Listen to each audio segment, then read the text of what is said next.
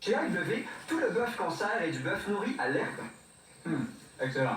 C'est délicieux. C'est quand même mon genre de burger, ça. Oui? Ah ouais. Est-ce qu'il est bon comme ça? La boulette. Notre bœuf nourri à l'herbe. Retrouvez-le entre autres dans le Team Burger, offert à 3,99 jusqu'au 25 avril. Les vaccins contre la COVID-19 et vous. Comment fonctionnent les vaccins à base d'ARNM? Appris. Merci de partager massivement. Si vous connaissez le groupe des Tchadiens, mettez ça le direct là-bas. Et puis surtout, ne dites pas que parce qu'on ne va pas parler du président Kamto et du problème camerounais aujourd'hui, alors ça ne nous concerne pas, ça nous concerne tous. Nous sommes tous les peuples du fond du golfe de Guinée. Cet endroit riche, situé au cœur de l'océan Atlantique, que le monde convoite tant, et qui a toujours été le terrain de l'abreuvoir de tous les vautours occidentaux.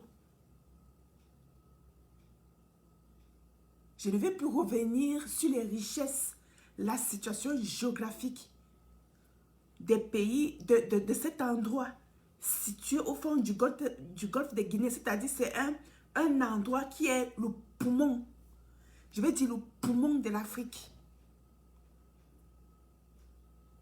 Ce pays, c'est-à-dire cet endroit, sur le plan même environnemental, est un endroit les plus j'allais dire, naturellement, de par sa spécificité climatique, joue un rôle déjà lui-même très important sur la régulation du climat dans le monde. Et c'est un endroit où non seulement il régule le climat dans le monde, mais il est un endroit, un des plus riches au monde. Voilà pourquoi il attire tant. Il attire tant les charognards du monde, les assoiffés de richesses, les gens qui aujourd'hui nous ont plongés dans cette merde de Covid-19 et où ils n'arrivent pas à expliquer l'origine de la Covid. Ils sont aujourd'hui tous, pendant que le monde lutte contre la Covid, ils se ruent dans le fond du golfe de Guinée pour pouvoir, c'est un endroit géostratégique très important dans le monde. Voilà pourquoi il met en jeu, il met en guerre la Russie, les États-Unis, la France, chacun avec ses alliés. Pourquoi le fond du golfe de Guinée a toujours été le théâtre du contrôle des Occidentaux et le théâtre des guerres, et partant du fait que les Africains, les peuples vivant dans ce fond de golfe de Guinée ne trouveront jamais la tranquillité. Ce n'est pas de cette question que nous allons traiter aujourd'hui.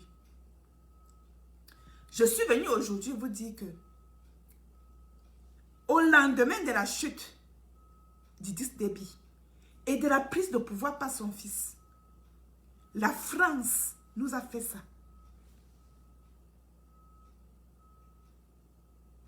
Par respect pour vous, je dis bien que la France nous a fait ça. Pourquoi?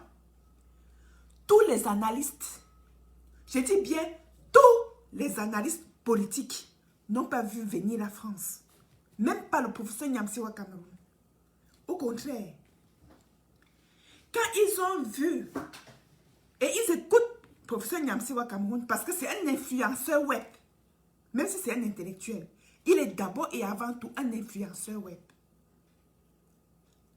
Et son analyse a été très bien applaudie par la France. Parce que la France au moins a dit ceci. Hurrah! Hurrah!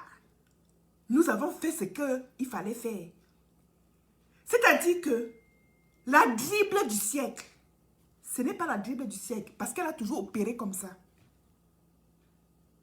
Mais, c'est quand même la dribble du 21e siècle. Parce qu'au 21e siècle, nous sommes coupés. Nous avons été, pour analyser cette situation, nous avons été complètement coupés de l'histoire. De l'histoire de l'impérialisme français en Afrique centrale. Nous n'avons pas fait le lien entre l'envahissement des Français dans l'histoire pour comprendre le problème tchadien, pour comprendre ce qui est arrivé au Tchad hier. Qu'est-ce qui s'est passé? Rappelons les faits.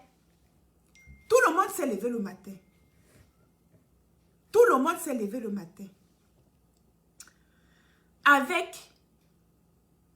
Et regardez la communication. Tout le monde s'est levé le matin avec l'information selon laquelle les rebelles seraient en train de voyager, je dis bien de voyager sur Djamena, d'entrer dans le Tchad, partant du désert de la bande de Gaza, en train de foncer vers le Tchad, sans que cela n'inquiète personne. Même pas la France. Notons que, continuons d'abord dans les faits, sans que donc cela n'inquiète personne, même pas la France. Et pour finir, on montre carrément les images où Déby lui-même conduit sa pick-up de guerre pour s'enfoncer dans le désert et aller affronter les soi-disant rebelles. Je dis bien soi-disant rebelles. Et dit-on, ce sont les rebelles de la révolution. C'est ce qu'on nous a dit. Et c'est là où on nous a mis ça. Et pour finir, nous apprenons que Déby a été blessé. Et le lendemain, on nous fait savoir qu'il est mort. Et tout de suite après, on nous fait savoir que son fils a pris le pouvoir. Et après, on nous fait dire que son fils est décédé, ce qui était une information erronée. Et tout de suite après, on nous fait savoir que son fils a déjà pris le pouvoir. Et surtout le plus important, il a déjà sous la main la constitution de la transition. Je dis, illico presto. Il te dit, sur le champ, il avait déjà la charte de la transition qui était déjà rédigée. On ne sait pas si il a rédigé ça dans la minute qui suivait. Donc, on dirait qu'il savait que son père allait mourir. Ok? Sauf que nous n'avons pas l'information selon laquelle qui a tiré sur Déby? Qui a tiré sur lui? Ça, nous ne le savons pas. Et donc, on nous fait savoir qu'il existe déjà la charte de la transition. Est-ce à dire que le fils Déby savait que son père allait mourir? Est-ce que Déby lui-même savait qu'il allait mourir? Déby était-il au courant de cette charte de transition? Bref, il meurt, son fils prend, tac, Emmanuel Macron annonce qu'il ira aux obsèques d'Idriss Déby. J'ignore si les autres chefs d'État étaient présents. J'ignore si les chefs d'État de la sous-région étaient présents. Mais Macron y était avec tous les honneurs de ses militaires et il se comportait en véritable chef d'État tchadien. Venu enterrer son sous-préfet. Qu'est-ce que cela nous inspire? Je reviens en arrière des faits. Lorsqu'on nous annonce que les rebelles tchadiens ont pris le désert, voilà là où j'ai commencé à réfléchir.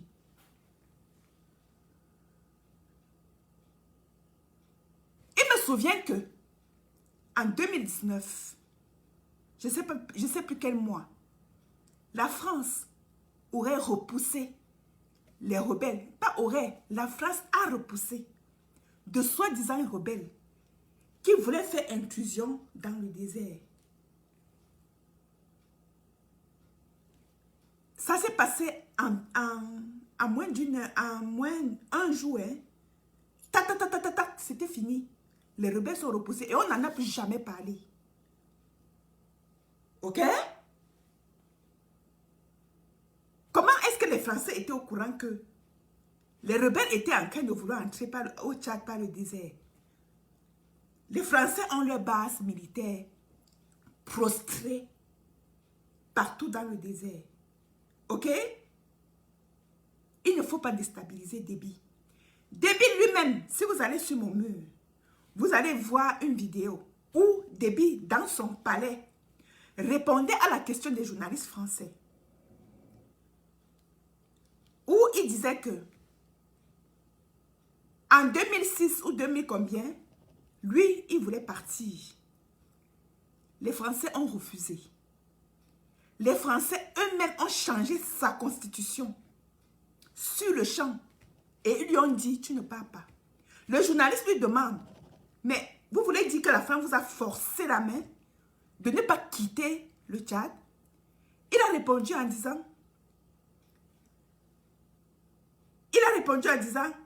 le Tchad était menacé. La sécurité du Tchad était menacée. La guerre menaçait le Tchad.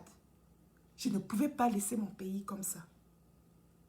Il justifie donc le fait qu'il soit resté au pouvoir pour sauver l'intégrité tchadienne, pour sauver l'intégrité de son territoire, pour sauver son territoire de la guerre. Voilà comment il justifie. Et c'est la France qui avait rédigé. Il a bien dit que c'est la France qui avait rédigé sa constitution. La France était donc loin d'avoir rédigé la charte de transition bien avant que Déby soit mort. Full question. La question se pose. Continuons, nous sommes encore dans le désert. C'est donc la France qui protège le territoire tchadien. Notons que toute l'armée tchadienne est entraînée par l'armée française. Armes et munitions tchadiennes ne proviennent que d'un seul et unique pays, la France. Il n'y a pas deux pays qui fournissent l'arme au Tchad. C'est le terrain conquis de la France. Le fils Déby lui-même a été formé en France. C'est de la France qu'il est revenu au Tchad, prendre les commandes avec une ascension fulgurante au sein de l'armée, où il a été nommé, il a pris tous les grades dans l'armée. Et pour finir, il s'est retrouvé comme chef de la garde présidentielle, la garde du corps de son papa. Comment, la véritable question qui se pose, comment est-ce que, ce que je me suis posé, comment est-ce que les soi-disant rebelles, parce que c'est là le problème, comment est-ce que les soi-disant rebelles de la Révolution ont fait pour traverser la base militaire française dans le désert tchadien, entrer sans gêne, donc ils étaient plus forts que la base militaire qui était tchadienne, les raids qu'on a. Je dis que quand on parle de base militaire, c'est que ce sont les appareils français les plus sophistiqués qui sont là-bas.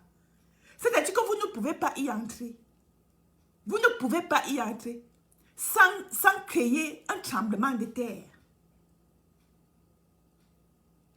La France qui avait repoussé les rebelles en 2019 a été incapable de repousser sa soi-disant rebelle de la Révolution pour venir tuer Idriss Déby. Et depuis, tout est calme à Djamena. Jusqu'à ce que Macron arrive, tout est calme à Djamena pour recevoir Emmanuel Macron. On a sorti une autre histoire en disant que non, la mer est séparée en deux. Pour moi, si c'est vrai, c'est du bluff. Emmanuel Macron a tué Idriss Déby. Pour quelle raison? Je ne peux pas trancher, mais analysons d'autres faits. Cette histoire intervient au moment où, après les élections, Idriss Déby s'est proclamé vainqueur avec un score soviétique de près de 89 à 100%. la société civile a contesté. La société civile n'a pas d'âme. Ça intervient également au moment où le Tchad est un peu comme au nord-est de la Centrafrique. Si vous prenez la carte, vous mettez devant vous. La Centrafrique est à l'est du Cameroun, ok? Jusqu'au niveau de la Damawa. Lorsque vous sortez à l'est du Cameroun, vous entrez directement en Centrafrique. Et en remontant maintenant, vous êtes aux environs du lac Tchad. Et en haut est situé le Tchad. Donc, le Tchad est à peu près au nord, entre le nord-est et le nord-ouest tchadien. Centrafricain, je vous en prie. La frontière est claire et nette. C'est-à-dire, c'est le genre de frontière où tout ça, Cameroun, Centrafrique, Tchad, aurait pu être le même pays. Donc, pour entrer au Tchad, c'est un peu comme nous, on entre en Centrafrique. Il suffit seulement, quand tu es en Gaoundéré, en Gaoundal, pour aller en Centrafrique, c'est un jet de pierre. C'est-à-dire, tu marches comme ça, tu entres là-bas. Ce sont des frontières terrestres. Il n'y a même pas de pont. C'est sauf que peut-être si tu te retrouves à Kousséri, pour entrer au Tchad, tu traverses un long pont. Mais entre le Tchad et la Centrafrique, il n'y a même pas ça. Il n'y a pas de pont. Tu marches seulement, tu arrives là-bas. Il se trouve donc que, pourquoi j'explique la frontière? J'explique la frontière pour dire que c'est pas le Tchad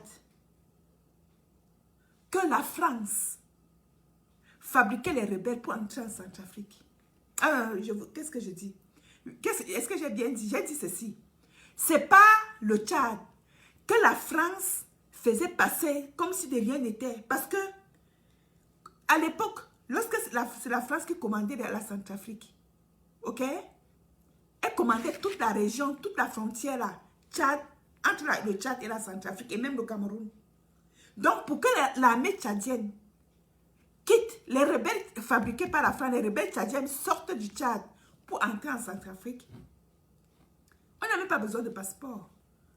La voiture, il passe. Aujourd'hui, il se trouve que commander l'autre vautour, moi je les appelle tous des vautours parce que ne venez pas ici dire que moi je soutiens la Russie. Hein. Ok? Il se trouve donc que la Russie a bloqué ça. La Russie a repoussé tous les rebelles fabriqués par la France qui sont venus au Tchad hors du territoire centrafricain. Et donc, il n'y a plus de tuyaux pour passer par... parce qu'avant, on disait que c'était l'armée tchadienne qui entrait en Centrafrique pour aider les rebelles à lutter. Et on le disait en disant que c'est Idriss Déby qui a envoyé l'armée tchadienne en Centrafrique. Or, c'était les rebelles fabriqués par la France. Certes, c'était l'armée tchadienne, mais l'armée tchadienne, en fait, ce sont les rebelles français. Parce que le Tchad n'a pas les moyens de former les rebelles. Le Tchad n'en a pas les moyens. Idriss Déby ne peut pas tout seul former tous les rebelles qui viennent lutter contre Boko Haram. Et c'est maintenant que vous allez comprendre. C'est maintenant que vous allez comprendre l'absence. Si vous voyez l'absence des rebelles de Boko Haram au Nord Cameroun, comprenez d'où ça vient. C'est maintenant que vous allez comprendre d'où vient Boko Haram. Parce que moi, je n'ai jamais cru. Je n'ai jamais cru qu'il y avait un Boko Haram au Nord Cameroun. J'ai toujours cru que Boko Haram était une fabrication française. Et depuis, vous allez comprendre que ça va s'arrêter un peu. Comme Déby est mort et comme la Russie a fermé le tuyau de l'entrée des rebelles tchadiens en Centrafrique et dans le Nord Cameroun, si vous ne les voyez plus, sauf si la France étant dans le territoire les fabrique encore, mais si vous ne les voyez plus, sachez que c'est à cause de ça qu'ils ne peuvent plus entrer facilement. Parce que la situation ne se prête plus à ce que les rebelles tchadiens puissent rentrer. la Russie les a repoussés. Et ils n'entraient pas la Centrafrique. Qu'est-ce que je voudrais encore vous dire par là? Je voudrais vous dire donc que de cette manière, c'est de cette manière que nous devons comprendre que c'est la France qui opère au Tchad. Et qu'est-ce qui s'est passé pour qu'on tue Déby? Ce qui s'est passé pour qu'on tue Déby, c'est que est-ce que Idriss Déby, ce serait tellement sucré du pouvoir que il a fini par oublier ses accords avec la France. Et quels sont ces accords? Les accords avec la France, c'est que c'est moi qui t'ai mis là. Ou tu fais ce que je t'ai dit, ou tu dégages, ou je te liquide tout de suite. Idriss Déby aurait-il oublié que il est là parce que la France a voulu qu'il soit là? Idriss Déby a-t-il rempli ses obligations envers la France? C'est-à-dire que, en dehors de moi, ne signe jamais aucun contrat militaire avec quelqu'un d'autre.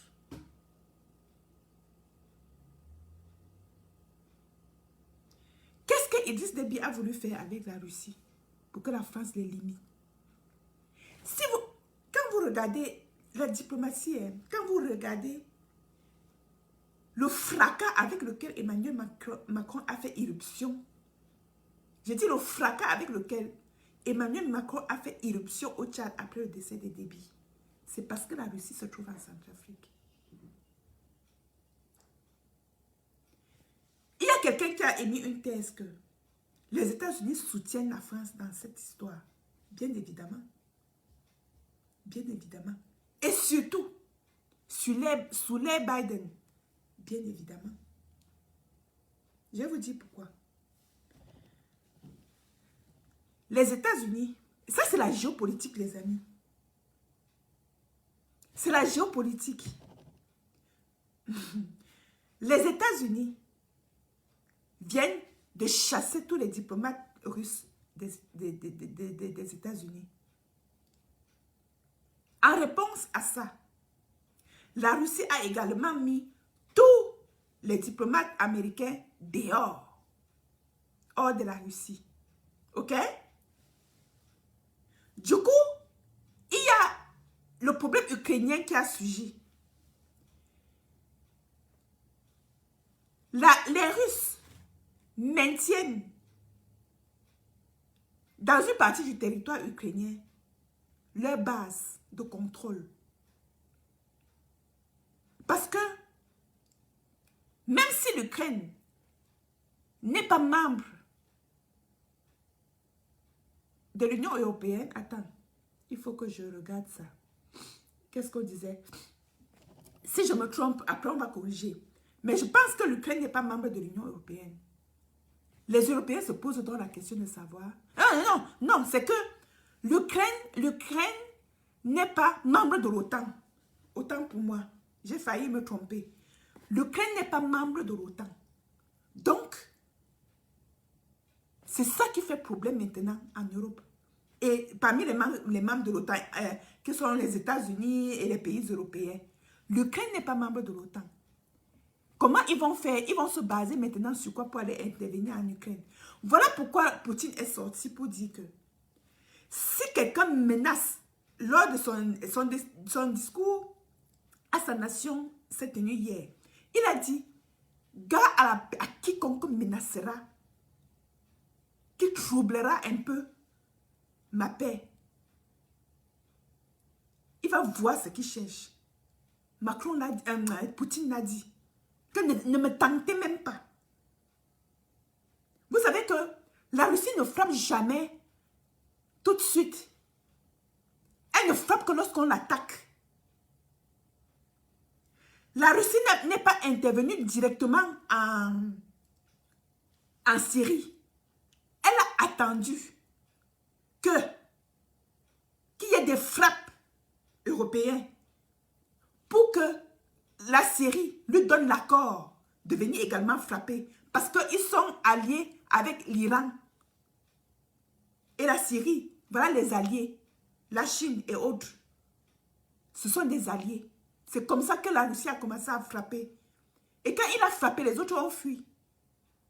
Il y a eu des dégâts terribles, comme nous le savons, mais les autres ont fui. Si Emmanuel Macron, donc, a fait une entrée fracassante, a annoncé qu'il venait, il ne s'est pas caché, ils ne se sont pas cachés. Il a annoncé qu'il allait enterrer Idriss Déby. Mais en fait, c'est pour installer le fils, pour dire, tu es mon rejeton, et tu fais niaque, je te liquide, et je mets quelqu'un d'autre. Ici, c'est moi qui commande. L'âme que tu as mis, c'est mon âme. Au début de ce direct, je vous ai dit que nous nous sommes laissés emballer. Nous avons supporté le soi-disant rebelle de la révolution. Ce ne sont pas, pour moi maintenant, ce ne sont pas les rebelles de la révolution. Ce sont les rebelles français qui ont tué Idriss Déby. Souvenez-vous dans l'histoire. Souvenez-vous dans l'histoire. Qui a tué Oumniobé? Ce n'est pas la France qui a tiré sur Oumniobé directement. C'est un gars tchadien. Les amis, voilà pourquoi je vous ai dit, si nous nous sommes précipités pour dire, on parlait d'une armée de la révolution tchadienne, c'est du bluff. C'est que nous nous sommes coupés de l'histoire pour ne pas voir qu'Emmanuel Macron nous a bel et bien baisés. Je vous en prie. Excusez-moi le langage. Mais je vous le répète. À travers le soi-disant armée de la révolution, Emmanuel Macron nous a mis ça. C'est parce que nous sommes coupés de l'histoire pour ne pas comprendre ce qui se joue au Tchad. Ce n'est même pas parce que j'ai fait un peu de géographie avec quelques coups de géostratégie que je vous le dis. Non. Parce que même ma grand-mère était capable d'analyser ça comme ça. Je vous dis ceci. Dans l'histoire, qui a tiré sur Oumniobé? Mon Dieu, c'était des Français. C'est un Tchadien. C'est un Tchadien avec un troisième gendarme qui n'a pas été très bien identifié. Mais ce n'était pas un blanc. Ce n'était pas un blanc. Mais les Français, vous savez comment fonctionnent les Français? Les Français fonctionnent dans leur impérialisme macabre, cruel, de cette façon. Ils fonctionnent comme un chasseur qui arrive dans la jungle. Il sait que sa proie est très rusée. Mettons, il va attraper un lièvre. Il va venir, le chasseur maîtrise la jungle et les animaux qui y sont. Comment il va faire? Il veut attraper, il signe qu'aujourd'hui je vais manger un lièvre. Qu'est-ce qu'il fait? Il va venir une semaine ou un mois avant tendre le piège. Il va mettre le piège, les amis. Et quand il met le piège, qu'est-ce qu'il fait? Ben, il est derrière, comme ça. Il guette. Il est derrière, il guette. Dès que le lièvre tombe dans le piège, il vient, il retire. Il retire le lièvre. Et il faut qu'il retire le lièvre très vite avant qu'il ne pourrisse. Ou alors avant qu'un autre corps ne vienne le prendre. C'est comme ça que la France d'Emmanuel Macron a toujours fonctionné. Qui est le lièvre ici? Je vous rappelle que le lièvre est le plus toujours... Les animaux qu'on prend avec les pièges sont toujours les animaux très rusés. Ils savent que les nationalistes africains ne sont pas faciles à prendre. Mais les lièvres ici sont des nationalistes africains. Et le piège, c'est quoi ici? Mais le piège n'est autre que la main par laquelle il faut attraper le lièvre. Et la main par laquelle il faut attraper le lièvre, c'est qui? C'est les Africains eux-mêmes. La France ne tue jamais nos nationalistes elle-même. Et le piège, c'est quoi? C'est l'âme française que la France donne à un Africain de tuer le lièvre. La France ne tue jamais les nationalistes français, les nationalistes africains par elle-même. Elle donne l'âme à un Africain et elle lui donne l'ordre, descends-le On connaît les histoires de Lumumba et de Compaoré. Aujourd'hui, Idriss Déby est mort exactement de la même façon. Et vous, on est venu vous faire croire que c'était une armée de la révolution. Quelle révolution? Quelle révolution? Ce n'est pas la même chose qui s'est passée au Mali, je suis désolée. La France ne peut pas prendre le risque de perdre le Mali et venir perdre la Centrafrique et venir perdre le Tchad.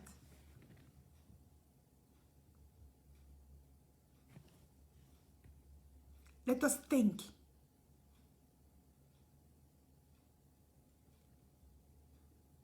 The first thing we have to do is to think our freedom. To think the way, the process we should follow.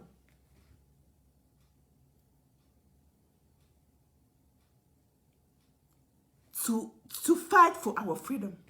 We should understand that what we are doing, where we are going. Les amis, la France nous a baisé très mal.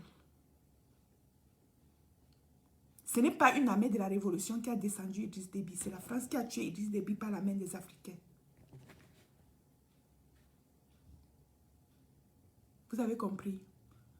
Et les États-Unis ne vont jamais être contre ça. Pour une seule et unique raison. Ah, j'ai oublié de préciser pourquoi j'ai parlé de Poutine tout à l'heure. Parce qu'étant un peu trop dans les analyses, j'ai oublié pourquoi. Vous auriez pu me demander pourquoi est-ce que tu fais le lien avec la Russie et tout ça.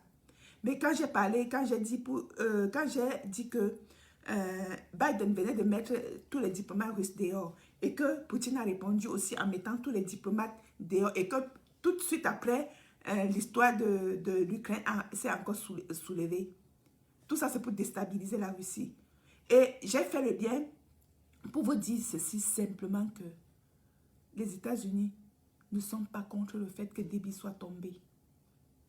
Et si les Américains ne sont pas contre le fait que Déby soit tombé, ça veut dire que Déby a failli dealer avec Poutine.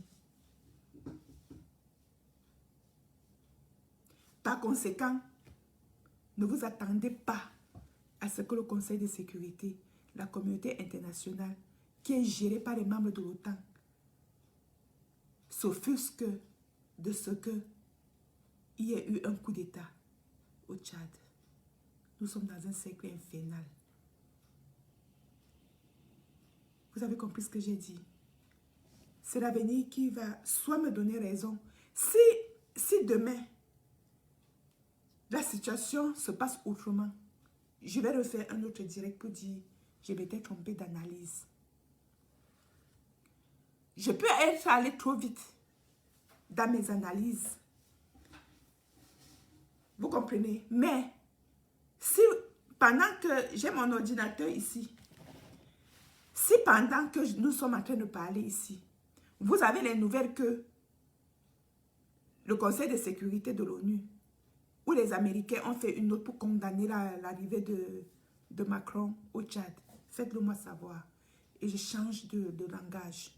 Et à ce moment-là, je serai d'accord que c'est l'armée de la révolution qui a tué Idriss Déby et pas la France. Je répète, si le Conseil de sécurité de l'ONU, ou l'ONU lui-même, elle-même, ou les États-Unis, ne font pas une note clairement pour condamner la France, sachez que ça veut dire que Idriss Déby a failli dealer avec la Russie pour contrôler la frontière entre le Tchad et Djamena.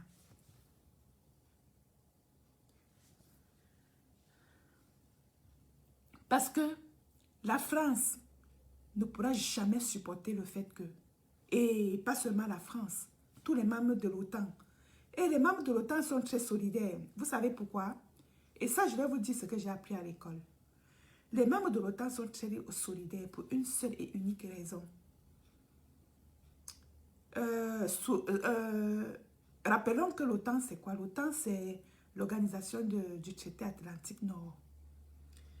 Et c'est un traité qui unit tous les membres militairement. C'est né après la première ou la deuxième guerre mondiale, patati et patata, pour être solidaire depuis la chute du mur de Berlin, blablabla, bla, bla, bla, et tout ça. On va vous raconter tout ce tas de trucs. Bref, je ne veux pas embrouiller la tête de nos Camerounais qui nous écoutent pour dire simplement que l'OTAN est l'organisation du traité de l'Atlantique Nord, une organisation qui est née pendant les guerres qui sont passées là pour faire bloc contre la Russie.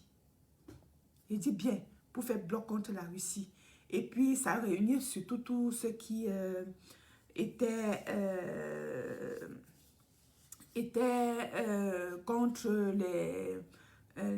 le nazisme, bref, qui luttaient trop contre... bref, la Russie, disons ça comme ça. Ok? Bon, ça peut arriver que j'oublie aussi l'histoire. Hein? Je ne suis pas historienne, moi. Bon, c'est ça. Et donc, ils sont très solidaires entre eux. Militairement, il faut le préciser. Je vais dire solidaires uniquement militairement. Ça n'a rien à voir avec l'OMC ou bien autre chose. Ils sont solidaires militairement. Et qui commande l'OTAN? C'est les États-Unis. Pourquoi c'est les États-Unis qui commandent l'OTAN? C'est la première puissance mondiale militaire, les États-Unis. Même si aujourd'hui, la Russie possède les armes nucléaires les plus sophistiquées, tous les fonds marins pacifiques atlantiques sont contrôlés par les sous-marins américains. C'est-à-dire que dans le monde, ceux qui commandent la stabilité mondiale, c'est les États-Unis. Même si, je répète, même si aujourd'hui la Russie possède les armes nucléaires les plus sophistiquées, la première puissance mondiale aujourd'hui demeure toujours et les États-Unis. C'est eux qui contrôlent, c'est-à-dire la stabilité mondiale en termes de guerre, en termes de que ça peut péter à tout moment, repose entre les mains des Américains. Pourquoi? Parce qu'ils maîtrisent tous les fonds marins du monde, le Pacifique, l'Arctique, l'Atlantique. C'est eux qui... C'est-à-dire que si on fait que le monde entier énerve les Américains, ils décident qu'ils bombardent le monde. Je ne serai plus ici pour vous parler. Le Canada, par exemple, est obligé. Dernièrement, il y a des différends entre le Canada et la Chine. Avec l'affaire de la directrice de Huawei qui a fait un truc. Bref, il se menace comme ça. Nous avons, le Canada a deux prisonniers politiques en Chine. Et c'est des affaires d'espionnage et des trucs comme ça. Et lorsqu'il y a un incident avec la directrice de Huawei et où le Canada aurait condamné cette directrice-là, mais la Chine brandit aussi son arme que je ne libère pas tes prisonniers.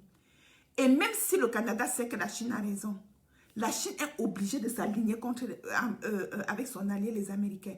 Pourquoi à chaque fois, nous sommes obligés de nous allier aux Américains? C'est tout simplement à cause du traité d'Atlantique Nord. Pourquoi à cause du traité d'Atlantique Nord, de l'OTAN? Parce que c'est les Américains qui financent le traité. Moi, ce que j'ai appris et que j'ai lu dans les livres, c'est que le Canada n'a pas assez de moyens pour financer, pour payer ses cotisations. Parce que quand vous êtes membre de l'OTAN, vous devez payer vos cotisations.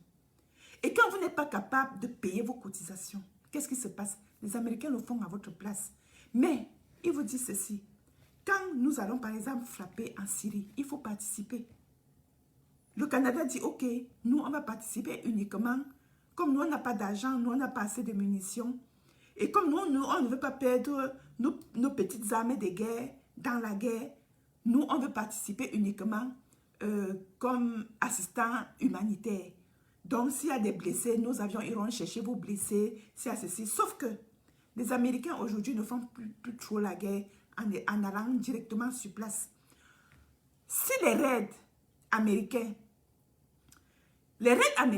qui ont frappé la Syrie n'étaient pas en Syrie, ok, c'était téléguidé depuis les États-Unis. À travers le phénomène de la télédétection, ce sont les géographes qui peuvent mieux expliquer ça. Quand vous voyez les satellites, c'est-à-dire, c'est la révolution technologique en matière d'armes nucléaires. Et pourquoi est-ce que la Russie également a fait bloc? Parce que aujourd'hui, la technologie nucléaire russe permet aujourd'hui d'intercepter les raids américains envoyés téléguidés depuis les États-Unis. C'est là où les Russes sont devenus très forts. Et c'est pour ça qu'on vous explique aujourd'hui que le territoire russe est couvert de manière à ce que si vous envoyez votre arme, si vous envoyez un raid en Russie, non seulement ils interceptent le raid, ils interceptent votre raid, mais ils renvoient ça chez vous. Mais ça ne fait pas de la Russie la puissance militaire, non. Elle est une puissance militaire contre la première puissance mondiale que sont les États-Unis. Voilà donc le Canada dit, moi je ne peux pas comme je ne peux pas envoyer les armes et mes hommes, je n'en ai pas assez. Et comme je ne peux pas payer mes cotisations, je peux quand même aider comme ça. C'est ce que les États-Unis font pour maintenir les membres du Conseil de sécurité. Les membres de l'OTAN. Et en France, la France n'a aucun moyen militaire. Au moment où je vous parle là. La France manque d'argent. La France est obligée de... Voilà là où le problème, voilà le nœud du problème. La France est obligée de protéger les bases, sa puissance au fond du golfe de Guinée. Pourquoi? Parce que le peu de matériel en République démocratique du Congo et au Cameroun et tout dans la zone, il faut que je parle ça doucement pour que vous compreniez. Pourquoi la France maintient donc ses bases au fond du golfe de Guinée et ne veut pas les perdre et en République démocratique du Congo? Parce que pour fabriquer les armes nucléaires, il faut de la matière, il faut les ressources. La France n'a pas d'argent pour aller acheter les ressources. Elle veut les puiser. Vous comprenez? Elle veut les puiser. La France ne pourra jamais supporter. La Russie est très riche. La Russie est tellement riche avec ses sous-sols. Vous avez vu tout le territoire russe là. Et il deal avec la Chine. Mais les ressources s'épuisant, il faut venir en Afrique continuer d'exploiter, mais sans acheter. Parce que la France ne peut pas, la Russie peut-être peut acheter, mais la France ne peut pas acheter des minéraux trop chers pour aller fabriquer les armes qu'elle ne sera pas capable de vendre assez cher pour récupérer son argent. Qu'est-ce qu'il faut faire?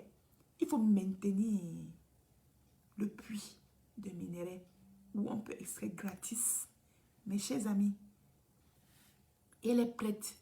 Et regardez jusqu'où la France, pour expliquer ça, la France a une raison qu'elle peut donner aux Français d'expliquer ça.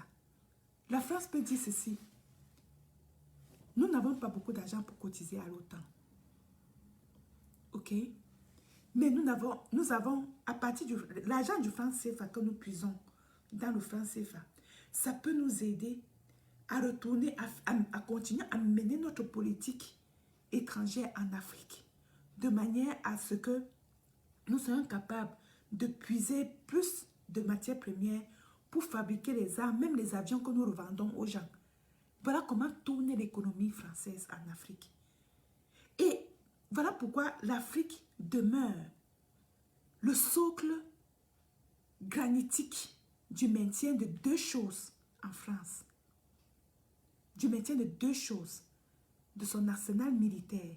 J'ai dit arsenal militaire et de son économie.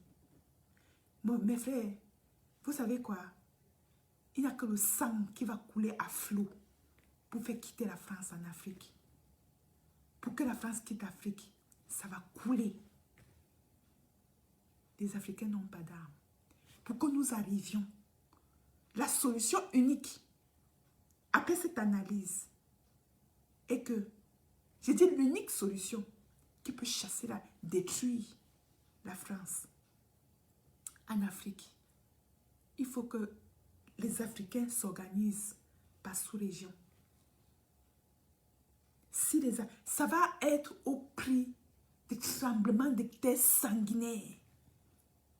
Il faut que les Africains parviennent au niveau de la sous-région. D'abord à avoir une armée unique. Et que, il y a ça, il y a autre chose qui est très importante. Il faut que la mentalité africaine soit unique. Ne serait-ce qu'au niveau d'abord de la sous-région. Et quelle est la mentalité africaine unique qu'il faut avoir au niveau de la sous-région? Il faut écrire quelque chose que les Africains doivent intégrer, ne jamais violer, ne jamais permettre à un étranger de te donner une arme, de tirer sur ton frère. Si les Africains intègrent ce principe, nous allons chasser ces puissances-là en Afrique centrale. Ou à défaut, qu'ils nous exterminent tous et ils demeurent. Pour moi, c'est l'âme. C'est utopique. C'est utopique, mais pour moi, c'est l'âme la plus indestructible. Je préfère encore mourir parce que c'est la France qui m'a tiré dessus, que de mourir parce que la France a donné l'âme à mon frère de me tirer dessus. Voilà pourquoi les Oumniobe, les Ernest Wandje, les Patrice Lumumba, les Thomas Sankara ne sont jamais morts. Et cette malédiction va demeurer dans nos pays jusqu'au jour où nous allons intégrer leur discours dans nos actes. Vous avez compris? Je répète. Je disais que je préfère mourir parce que la France elle-même est venue en guerre contre moi et a tiré elle-même la balle dans ma tête que de mourir parce que la France a donné l'arme à mon frère de tirer sur moi. Et je disais que voilà pourquoi les Ernest Wandje, les Oumniobe, Thomas Sankara, Blaise Compaoré, Mandela a failli mourir de cette façon. Mais les Africains du Sud ont tenu bon. Même si ça n'a pas changé grand-chose. Mais ils ont quand même tenu bon.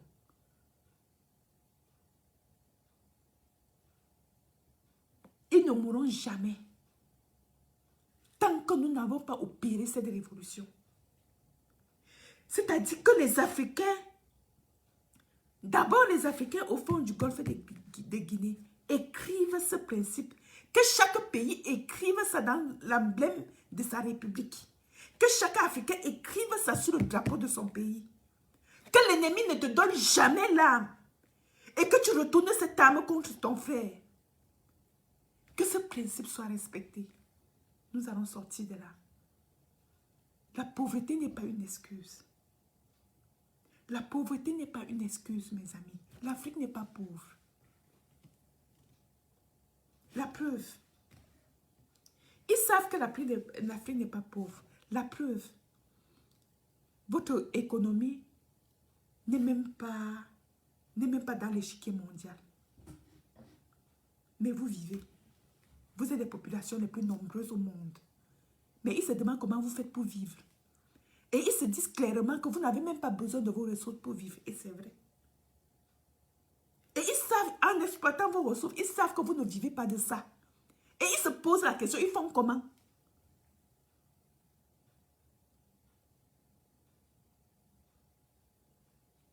Le problème africain est un problème de mentalité. Je vous assure. Je vous assure que ce qui se passe, cette mentalité africaine, je ne le vois jamais nulle part dans le monde. Nulle part dans le monde. Voilà pourquoi vous dites que les gens sont racistes. Quand vous allez chez les Blancs, vous trouvez qu'ils sont racistes. Ils ne sont pas racistes. Il y a des malades, mais ils ne sont pas racistes. Ils ont intégré la mentalité qu'ils aiment chez eux. Et que même si ça déteste entre eux, toi, tu ne viendras jamais d'ailleurs demander à un Québécois de tirer sur un autre Québécois. Que ça a commencé comment? ne voit ça qu'en Afrique. C'est ce qui s'est passé au Tchad. C'est comme ça que Déby est mort.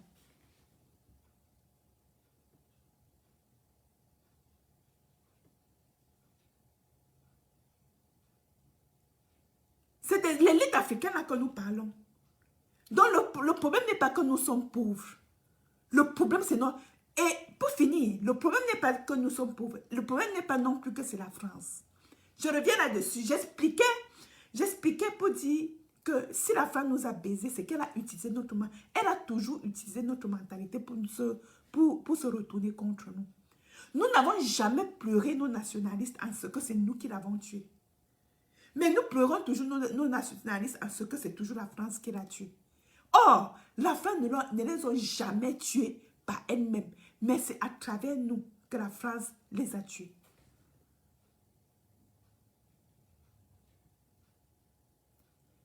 Voilà pourquoi je prescris que... Voilà pourquoi, si vous me demandez quelle est la solution, je prescris ceci. Que les Africains au fond du golfe de Guinée, c'est-à-dire le Gabon, la Guinée équatoriale, le Tchad et le Congo, même le Congo démocratique, même le Congo Brazza, que chacun met en faisant un effort d'instaurer la démocratie chez nous. Parce qu'en même temps, vous n'allez pas confisquer le pouvoir, vous n'allez pas toujours... C'est parce que... Bref, attends, je finis d'abord. Quand nous écrivions ce principe, ne prends jamais l'arme d'un ennemi pour tirer. C'est exactement la politique que Paul Biya utilise. Et ça marche toujours. Ça marche toujours. Vous allez voir les Camerounais qui tirent sur un autre Camerounais. À travers quoi? Par le biais du tribalisme. C'est exactement le même principe qui marche avec Paul Biya. Parce que Paul Biya a compris dans la politique, dans la manière de procéder de la France. Parce que, pourquoi la France a utilisé ça chez nous? Parce que ce sont les choses qui ne marchent jamais chez eux. Ils ont peut-être tenté ça chez eux, ça n'a jamais marché. Mais quand ils sont arrivés en Afrique, ils ont vu la diversité. Ils ont dit, utilisons ça, ça va marcher chez eux. Et c'est comme ça qu'on a commencé à monter les ennemis contre les ennemis, les pays contre les pays. Et à l'intérieur d'un État, un groupe de riches contre les pauvres. Et ça marche. Ils disent, celui-là, par exemple, il aime trop le luxe. Il n'aime pas travailler. Il aime bien s'habiller. Il aime mettre les pantalons. Offrons-lui le vin. Offrons-lui des costumes. Et si son frère fait gnac, demandons-lui de tuer son frère. Et on continue avec lui. Ça marche. Pour conclure, le problème africain demeure africain. Ayons de l'honneur. Puisons même dans nos traditions. Puisons dans nos coutumes. Mais, vous savez d'où ils ont compris ça? Ils avaient compris ça à partir de la traite négrière. Ça paraît banal, ça paraît bizarre, mais c'est exactement ce qui s'est passé. C'est depuis ce temps qu'ils ont compris comment opérer en Afrique. Parce que les négriers n'avaient pas compris comment ils arrivaient dans un village et que c'est le chef du village lui-même, en personne, qui prenait un peu d'alcool et du sel. Et il livrait tous les gars les plus forts du village. Au lieu de demander aux gars les plus forts du village de lutter contre l'intrusion, voilà pourquoi le mythe de Shaka Zulu avait été créé. Pourquoi nous aimions beaucoup le mythe de Shaka Zulu? Shaka Zulu était ce guerrier sud-africain qui, à travers son art et son truc, parvenait à chasser tous les étrangers qui entraient dans son village. Nous aimions beaucoup ce mythe. Pourquoi ce mythe était sorti? Mais ce mythe était sorti justement pour dénoncer les chefs du village qui allaient désigner parmi ces gars les plus robustes qu'il aurait pu mettre en guerre contre l'intrusion étrangère pour remettre aux étrangers et en retour, ils recevaient un peu du sel et d'alcool. C'était Je ne sais plus quel type d'alcool c'était. Et voilà, on prenait les gars les plus forts du village, on sortait avec. Depuis là, les négriers occidentaux ont compris que c'est comme ça qu'il fallait opérer en Afrique. Et quand tu résistais, ils pouvaient ordonner le chef de te tuer et le chef te tuait. Pour de l'alcool et du sel. Cette mentalité est restée jusqu'à aujourd'hui. Regardez le fils d'Ebi, comment il se comporte. Si succès Masra tente, c'est maman qui va le descendre. Oh bah oui. Eh oui. Tout simplement parce qu'il a rencontré Macron. Mais il ne pourra pas reprendre l'armée et dire, même s'il a causé avec Hollande, et dire, servons les Tchadiens et pas la France. Il ne dira jamais ça. Quitte à en mourir, il ne dira jamais ça. D'ailleurs, tous les militaires, vous avez vu tous ceux qui ont accueilli Macron, mais c'est la base militaire française qui l'a accueilli, ce n'est pas les militaires tchadiens. Le problème africain, c'est la mentalité. À partir de maintenant, si vous voulez pleurer, accuser la France, pleurez, pleurez. Moi, je n'ai plus d'état d'âme. C'est la même chose au Cameroun. Et Valzero a suggéré une très belle idée quand il analysait le problème du Cameroun. Il a dit que pour lui, Paul Biya est mort. Et que si la France avait vu quelqu'un qui répondait à la description que je venais de faire, à savoir qu'il peut facilement remplacer Paul Biya serait parti depuis. On n'en parlerait plus. Et que pour lui, Paul Biya est mort et déposé son corps, il ne sait pas où. Mais si la France avait trouvé quelqu'un qui allait remplacer Paul Biya, la France aurait déjà sorti le cadavre de Paul Biya là où ça se trouve et vous montrer et désigner immédiatement son remplaçant.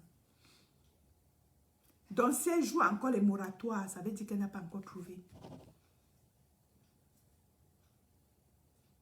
Hein les amis?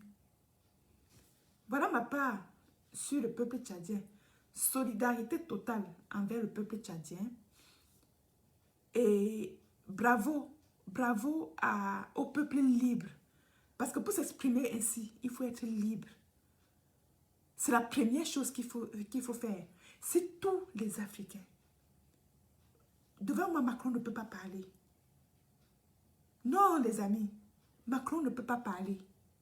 Je vais lui dire que tout ce que tu possèdes, c'est le crépitement des âmes. Moi, Oti, oui, mais je n'ai pas peur du crépitement des âmes. Si, d'ailleurs, je serais sa pire ennemie, et il sera obligé de tirer sur moi. Mais, avant que je ne meure, je vais lui dire que ce n'est pas lui le plus fort, c'est moi la plus forte. Parce que lui, il est obligé de me tuer pour vivre. C'est lui qui joue les suivis, ce n'est pas moi. Je vis. Si tous les Africains parviennent à avoir la même force de l'esprit, nous allons libérer l'Afrique. Ce ne sera pas difficile. Il suffit d'écrire. Ne tue jamais ton frère avec l'arme de l'ennemi. Et que tout le monde respecte. Et l'Afrique sera libre. Demain matin. Je vous le dis, demain matin.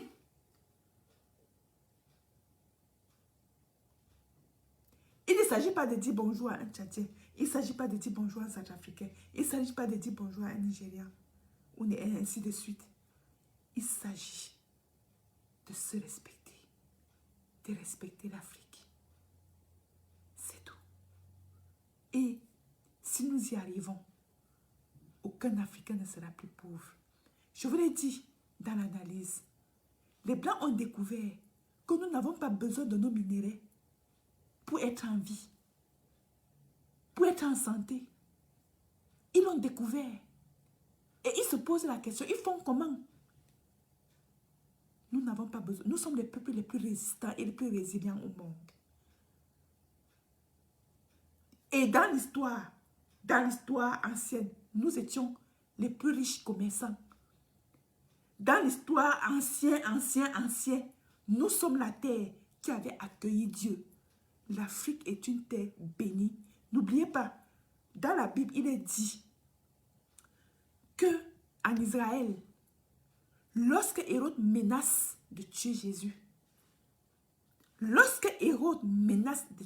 Jésus, qu'est-ce que Dieu fait? Dieu envoie l'ange, dit à Joseph, lève-toi, porte l'enfant et va en Égypte.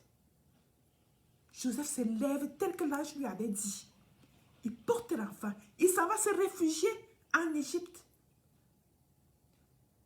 Et lorsque la colère d'Hérode s'estompe, qu'est-ce que Dieu fait? Dieu repart, envoie encore son ange, dit à Joseph, en Égypte. Joseph, porte l'enfant et retourne en Israël. Retournez à Nazareth. Dieu a béni l'Afrique. Dieu n'a jamais fait l'Afrique pour souffrir. Dieu a fait de son lit, de son berceau, l'Afrique. Arrêtez de croire que nous sommes maudits. Et il nous a donné, nous avions dans le temps, nous étions le monde. Nous étions non pas la terre d'où coulait l'eau et le miel. Nous étions la terre des savants. Je le dis avec toute l'émotion que cela comporte. La question que nous allons nous poser, où avons-nous mis ce privilège? Où avons-nous mis ce privilège?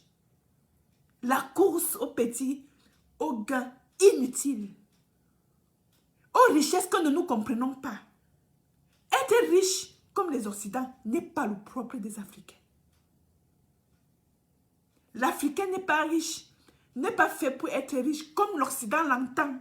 Parce que l'Africain est déjà lui-même une richesse.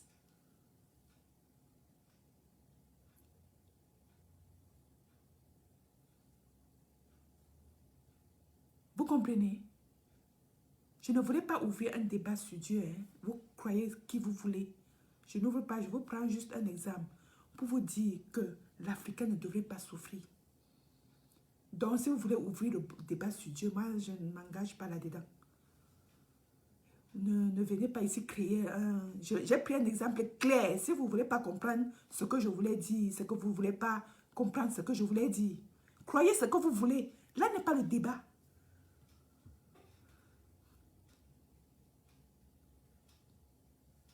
Ok? Et puis, je voulais aussi par là vous dire, croyez en vous, ayez confiance en vous. Soyez les êtres décomplexés. Soyons décomplexés, bon sang. Vous savez, moi, quand je regardais le désert là, je ne voyais même pas les gens qui se tiraient dessus. J'admirais plutôt le peuple là avec leur façon de s'habiller. Moi, c'est ce que je regardais. Mais quand tu regardes les Africains, ils ont honte de ça.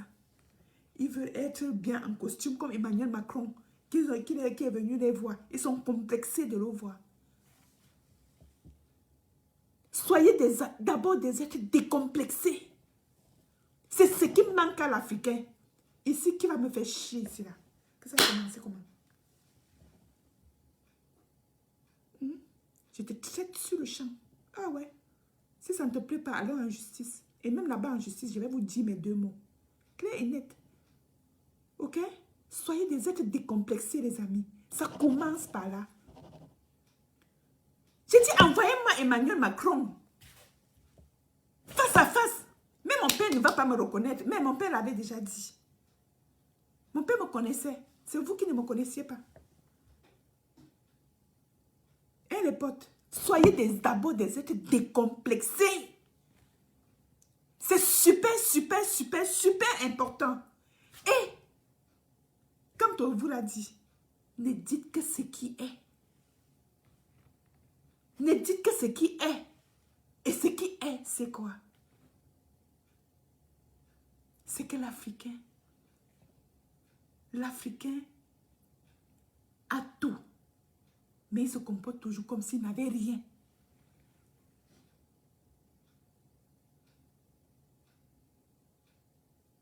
Soyez des êtres décomplexés. Vous pensez que j'ai honte de mes locks? Vous êtes malade. Que j'ai honte de ma peau, mais vous êtes malade. Et puis, je m'habille comme je veux. Si je décide que je mets les faux cheveux, je mets les faux cheveux. Pourquoi je veux? Si je mets les faux cheveux, c'est dans l'hypothèse où je respecte l'art de celui qui a fabriqué ça. Oui, parce que pour arriver à faire les faux cheveux, il faut avoir l'art de le faire.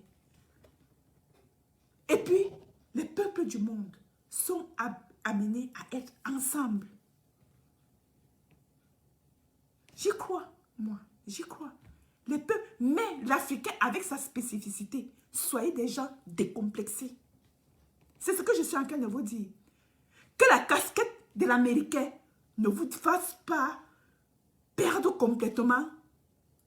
Que vous pouvez attacher un beau bijou sur le front comme ça. Que les baskets d'un Américain ne vous fassent pas détester la babouche que vous avez fabriquée vous-même avec la peau de bête. C'est de ça qu'il est question. Ça commence par là.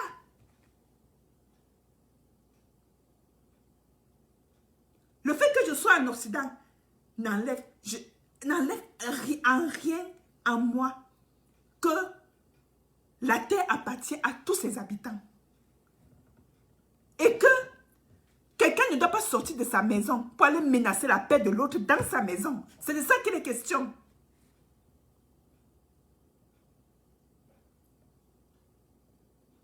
Même les animaux vivent paisiblement. Hein.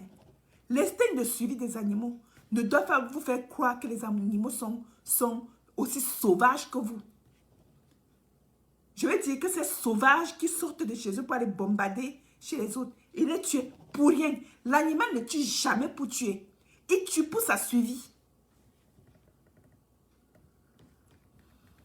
Non, il tue pour sa suivi. Ou, oui, pour sa suivi. Ça veut dire que si un autre crocodile vient menacer le territoire d'un lion, il faut que le lion se défende.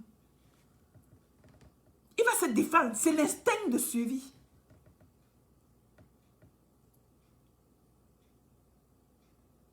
Ok? Envoyez-moi ce message au peuple tchadien.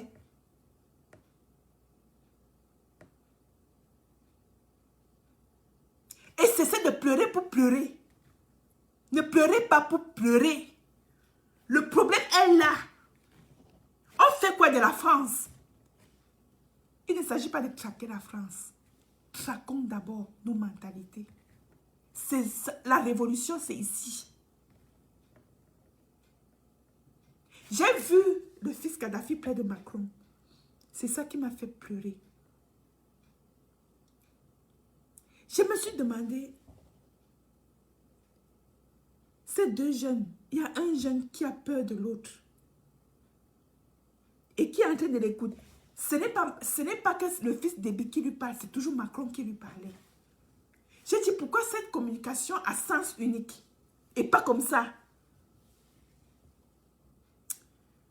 Je me suis dit, la route est très longue. La route est très longue. Bon sang, la route est très longue.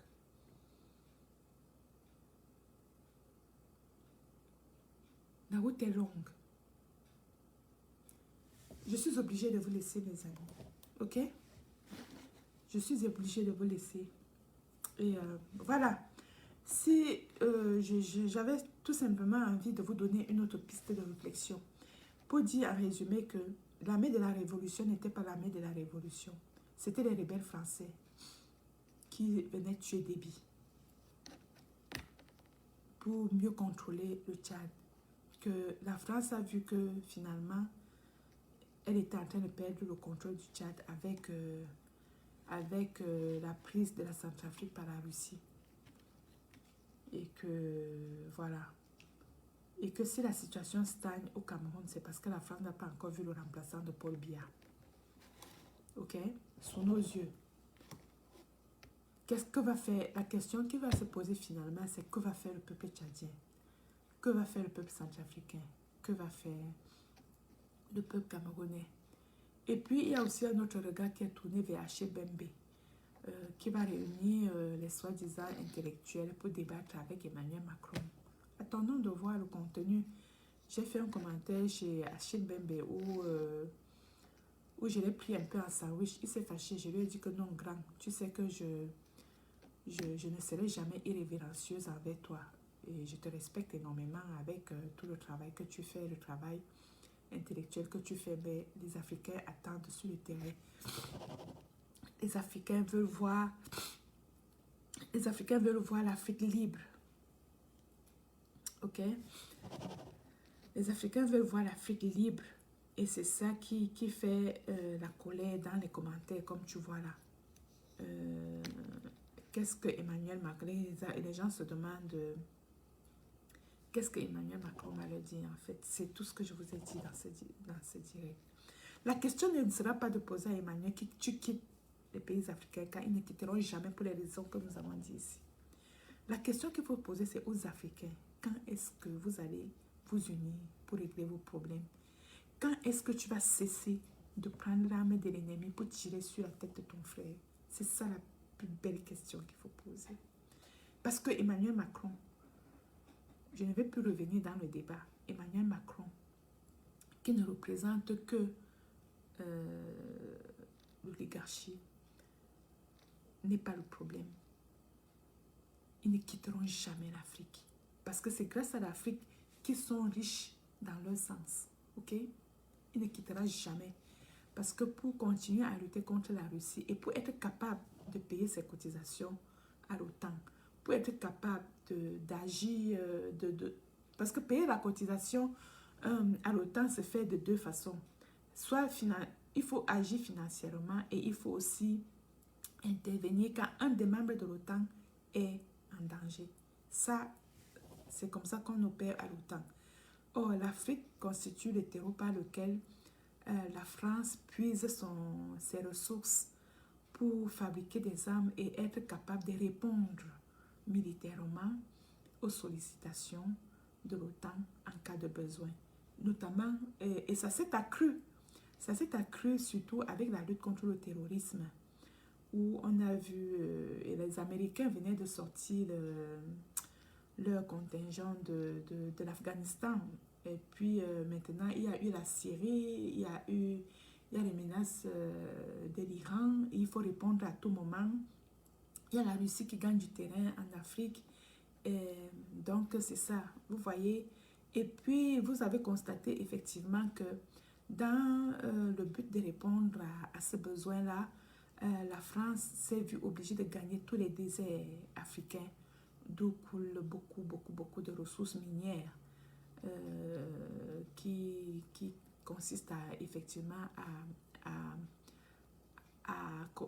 je vais dire, à renflouer son arsenal militaire. Et voilà. Et la Chine vend ses ressources très chères. La Russie vend ses ressources très chères. Et puis, elle préserve aussi ses ressources pour elle-même. La Russie, pour préserver aussi ses ressources, a besoin d'aller puiser dans certains pays africains. La Chine aussi joue le barbac comme elle sait jouer tranquillement. Vous avez constaté que dans cette optique que la Chine ne s'engage jamais militairement. Le matériel militaire de la Chine consiste uniquement à défendre son territoire parce que la Chine se considère toujours comme étant l'ami de personne. La Chine ne se considère jamais comme l'ami de quelqu'un. Donc pour elle, elle peut être attaquée par n'importe qui à tout moment. Déjà qu'avec son voisin, le Japon, qui est plutôt capitaliste, un peu allié, ça et là. Et puis avec la Corée du Nord, qui la menace aussi tout le temps. La Chine dit, moi je ne m'engage jamais militairement avec les gens. Moi, mon arsenal militaire, c'est pour me protéger moi-même. Vous comprenez? Les amis, il faut réfléchir. Hein? Il faut réfléchir beaucoup. Les pays africains n'ont pas d'armes. Pleurer ne va servir à rien. Ne pleurez plus. Ne pleurez plus parce que ça ne va pas finir demain. Et vous, les Africains, c'est comme ça. Regardez seulement comment vous bagarrez dans le quartier. Quand tu bagarres au quartier, tu insultes. Regardez même seulement comment nous nous insultons sur Facebook. Parce que le président Kamto dit que nous avons les ordures dans la tête. Et nous déversons ça n'importe où. Il y a du travail, dis donc. Il y a du travail. Voilà pourquoi parfois je dis que Papa Kamto doit rester chez lui, profiter de maman Julie. Parce que si nous ne faisons pas les efforts nous-mêmes d'apprendre à nous ressaisir, regardez comment nous nous entretenons même sur Facebook. Ça n'a vraiment pas de sens. Bref, j'ai beaucoup parlé. Quand je parle beaucoup, ça me fatigue. Surtout quand je sais que les gens ne comprennent pas. Et c'est déplorable. Continuez à insulter la France, ça ne va rien changer, il ne partira pas de l'Afrique. Et si le fils de Déby fait gnac, il le tue, il cherche quelqu'un d'autre. Vous allez pleurer, ça ne va pas changer, les amis. Vous pensez que Macron quitte la lutte contre la Covid pour venir au Tchad, là, pour vos beaux yeux, pour enterrer Déby. Que ça a commencé comment? Même si Macron quitte, quelqu'un d'autre va le remplacer pour continuer la sale besogne. Ok? Ça ne demande pas votre avis. Pleurer, gémir et tout ça. C'est ici que pleurer, gémir et tout ça n'est que faiblesse. Ok. Portez-vous bien. Et puis beaucoup de courage à nous. Hein? Ce n'est pas au peuple tchadien, mais surtout à nous. Eux au moins, ils voient les remplacements là-bas. Nous, notre part de remplacement va venir quand? Voilà. Je vous souhaite de passer un très bon vendredi et bon week-end par anticipation. Allez, ciao.